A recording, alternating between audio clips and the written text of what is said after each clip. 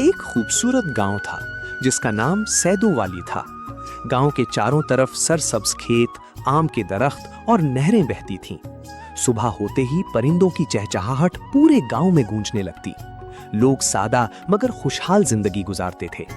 इसी गांव में 12 साला एक लड़का रहता था जिसका नाम अरहम था। अरहम बहुत मेहनती और नरम दिल बच्चा था। वो हर रोज फजर के बाद अपने वालिद के साथ खेतों में जाता और फसलों की देखभाल में मदद करता। गांव के सब लोग अरहम की अच्छी आदतों की तारीफ करते थे। एक साल गांव में बारिश बहुत कम हुई। नहर का पानी भी खुश्क होने लगा और खेत मुरझाने लगे। किसान परेशान हो गए कि अगर फसल खराब हो गई तो पूरा गांव मुश्किल में पड़ जाएगा।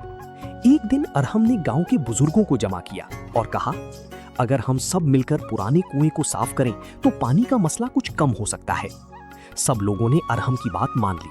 अगले ही दिन पूरा गांव इकट्ठा हो गया। कोई मिट्टी निकाल रहा था, कोई पत्थर हटा रहा था और कोई पानी के लिए रास्ता बना रहा था। कई दिन की मेहनत के बाद कुआं दोबारा चलने लगा। ठंडा और साफ पानी निकलते ही सबके चेहरों पर खुशी फैल गई। उस पानी से खेत दोबारा हरे भरे हो गए।